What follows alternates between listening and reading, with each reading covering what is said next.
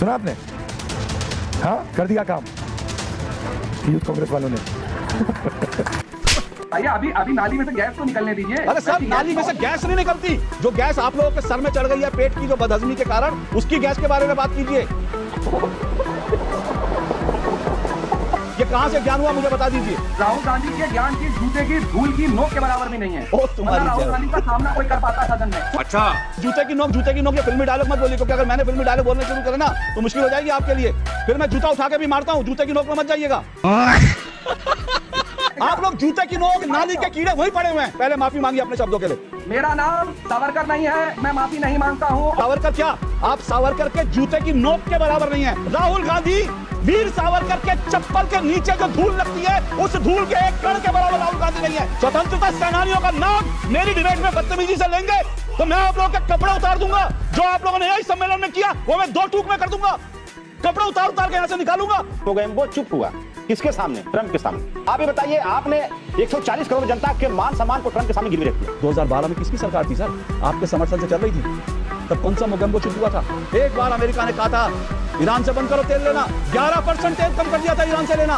तब आप लोग घुटने टेके नहीं थे, आपके घुटने टेक के घुटने छिल गए थे। जो आता था लाफा मार के निकल जाता था। कितना बात करेंगे सर? मैं आपको अगर सुनाना शुरू कर दूंगा इतिहास तो आप लोग शर्मिंदा भी नहीं होते। दिक्कत ये है।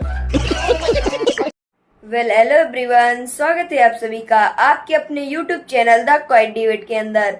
दोस्तों, आज का डिबेट वीडियो काफी ज्यादा मजेदार और काफी ज्यादा धमाकेदार होने वाला है।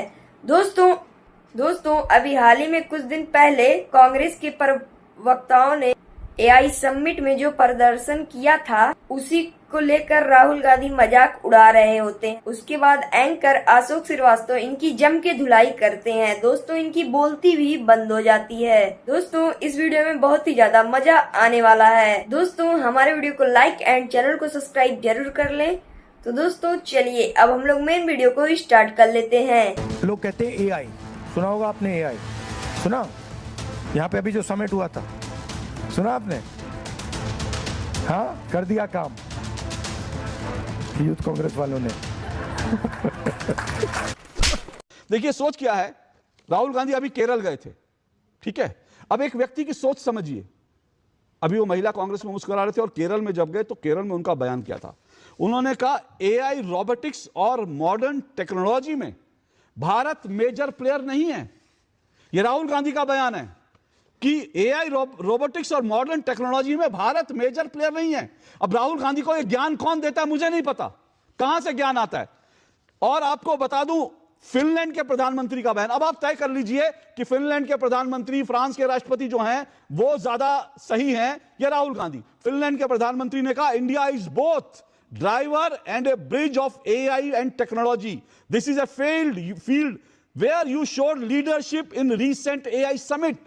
फिनलैंड का प्रधानमंत्री भारत में आकर कह रहा है कि आपने लीडरशिप दिखाई है, इंडिया ड्राइवर भी है, ब्रिज भी है AI इंडस्ट्री में। फिनलैंड का प्रधानमंत्री कह रहा है, लेकिन राहुल गांधी कहते हैं हम तो कहीं है ही नहीं। उसके बाद इमानुएल मैक्रोन, फ्रांस के राष्ट्रपति, वो क्या कहते हैं? India build something which no other country in the world has built, digital identity for 1.4 billion.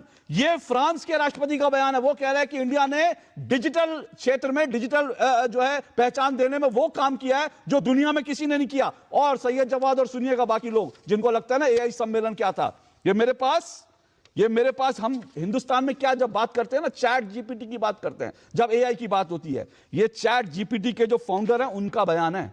Chat GPT के फाउंडर राहुल गांधी को शायद चैट GPT के बारे में कब मालूम हुआ नहीं पता, लेकिन ये फाउंडर है, इनका बयान सुनिए। India is one of the fastest growing AI markets in the world.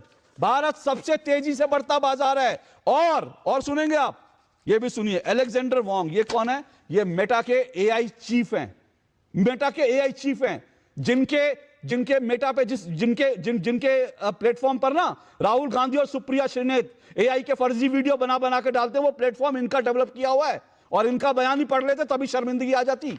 इनका बयान है, I had an amazing first time in India and the momentum of the country is undeniable.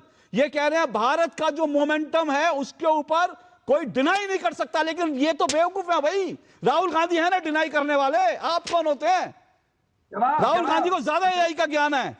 ये इन लोगों की स्थिति है। मैंने सुनिए, मैं तो कुछ नहीं कह रहा सैयद जवाद, मैंने तो आपके सामने सिर्फ तथ्य रख दिए। मैंने तो एक मिनट सैयद जवाद, मेरी बात हो जाए फिर मैं सुनूंगा। मैंने तो तथ्य रख दिए, मैं और कुछ नहीं कर रहा। अशोक श्रीवास्तव अपनी ओर से कुछ नहीं कह रहा, मैंने तो तथ्य रख दिए। अब मुझे बता दीजिए, ये चैट जीपीटी के फाउंडर, ये मेटा के एआई चीफ, ये जो है फिनलैंड के प्रधानमंत्री, फ्रांस के राष्ट्रपति, ये ज्यादा पढ़े लिखे हैं, राहुल गांधी ज्यादा पढ़े लिखे हैं? देखिए, राहुल गांधी साहब को ये ज्ञान कहां से आ रहा है? आपने ये बात कही, राहुल गांधी साहब को ये ज्ञान एंटायर पॉलिटिकल साइंस की डिग्री लेने वाले जो लोग हैं, जो नाली में से गैस बनाते हैं और जब बादल होते हैं, बादलों के बीच रडार जो है हवाई जहाज को पकड़ नहीं पाता है, ये ज्ञान वहां से नहीं आ रहा है। पीएम की आड़ में क्यों छुप रहे, क्यों छुप रहे किसी और की आड़ में? मैंने सीधा सा बोला, मैंने एआई पर राहुल गांधी का ज्ञान पूछा, मुझे बताइए ना। वही बता रहा हूं, बताइए तो सही। अरे रुक तो जाइए, अभी नाली में से गैस तो निकलने दीजिए। अरे सर, नाली में से गैस नहीं निकलती, नाली में से गैस, सुनिए नाली में से गैस, सुनिए ना मेरी बात सुनिए। आप अगर नाली, सुनिए नाली की गैस में जाना चाहते हैं ना, सुनिए मेरी बात, नाली की गैस में जाना चाहते हैं तो कई बार जब वो पेट की गैस सर पे चढ़ जाती है ना, तो आदमी कई बार उसका दिमाग घूम जाता है। तो नाली की गैस पे मत जाइए, जो गैस आप लोगों के सर में चढ़ गई है पेट की जो बदहजमी के कारण, उसकी गैस के बारे में बात कीजिए। कि एआई में, टेक्नोलॉजी में भारत कहीं नहीं है, ये कहां से ज्ञान हुआ मुझे बता दीजिए। ज्ञान की वही बता रहा हूं, जब भाई नाली वाली गैस की आपको बात करी, आप पेट की गैस में पकड़ गए। अरे भाई, ये टेक्नोलॉजी, ये इंफॉर्मेशन, ये नॉलेज, इतना पढ़ा लिखा शख्स हमारे पास महामानव है, आपको उसका अरे वो तो है, मैं राहुल का ज्ञान पूछ रहा हूं ना सैयद जवाद, मुझे मालूम है सैयद जवाद, मुझे मालूम है राहुल के ज्ञान पर आपको कुछ, क्योंकि राहुल गांधी की डिग्री भी कहां किया उसको भी लेकर डाउट होता है ना लोगों को। राहुल गांधी के ज्ञान की जूते की धूल की नोक के बराबर भी नहीं है। ओ तुम्हारी राहुल गांधी का सामना कोई कर पाता सदन में? ये ज्ञान है, ये ज्ञान है राहुल गांधी जी का, ये ज्ञान है, ये ज्ञान है, ये ज्ञान है, ये ज्ञान है।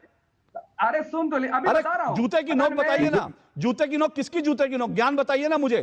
फिनलैंड का प्रधानमंत्री राहुल गांधी के जूते की नोक पर है क्या?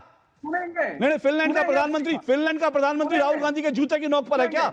बताइए। नहीं, एक मिनट सुनिए एक मिनट। ये जूते की नोक ये फिल्मी डायलॉग मत बोलिए, क्योंकि अगर मैंने फिल्मी डायलॉग बोलने शुरू करे ना तो मुश्किल हो जाएगी आपके लिए, मुश्किल हो जाएगी। भारतीय जनता पार्टी, नहीं मुश्किल हो जाएगी। किसके जूते की नोक में नहीं, फिर मैं जूता उठा के भी मारता हूं, जूते की नोक में मत जाइएगा। आप लोग जूते की नोक, नाली के कीड़े वहीं पड़े हुए हैं, मुझे मालूम है। सुप्रिया श्रीनेत के शब्दों को आप लेकर, आपको लगता है सुप्रिया श्रीनेत के शब्दों को इस्तेमाल करेंगे तो आप कांग्रेस के प्रवक्ता बन जाएंगे? मुझे मालूम है आजकल कांग्रेस में होड़ लगी है कि कौन डिबेट में जाके जूते की नोक, नाली के कीड़े और ये गाली वो दे, उसको कांग्रेस की टिकट मिल जाती है, मुझे मालूम है। लेकिन मेरी डिबेट में ऐसा मत करिए, जाने दीजिए, आप सुनना नहीं चाहते। एक मिनट, पहले माफी मांगी अपने शब्दों के लिए। ये कांग्रेस के प्रवक्ताओं वाला व्यवहार नहीं चलेगा कि गाली दो और निकल जाओ। मेरा नाम सावरकर नहीं है, मैं माफी नहीं मांगता हूं। Thank you so much. इनकी आवाज डाउन कीजिए, जब तक जूते की नोक नहीं होगी तब तक आप सावरकर क्या, आप सावरकर के जूते की नोक के बराबर नहीं है, और जूते की नोक भी नहीं। आप सावरकर की जो चप्पल में जो मिट्टी लगी होती है, उस मिट्टी में जो छोटी सी एक जो कण होता है, आप उस कण के 1000वें हिस्से के बराबर भी नहीं है। और सुनेंगे, राहुल गांधी वीर सावरकर के चप्पल के नीचे जो धूल लगती है, उस धूल के एक कण के बराबर राहुल गांधी नहीं है। सुनना चाहते हैं आप? स्वतंत्रता सेनानियों का नाम मेरी डिबेट में बदतमीजी से लेंगे तो मैं आप लोगों के कपड़े उतार दूंगा। जो आप लोगों ने यही सम्मेलन में किया वो मैं 2 टूक में कर दूंगा, कपड़े उतार के यहां से निकालूंगा अगर क्रांतिकारियों के नाम के इस तरह से बदतमीजी करी मेरी डिबेट में। भाई मजा आया।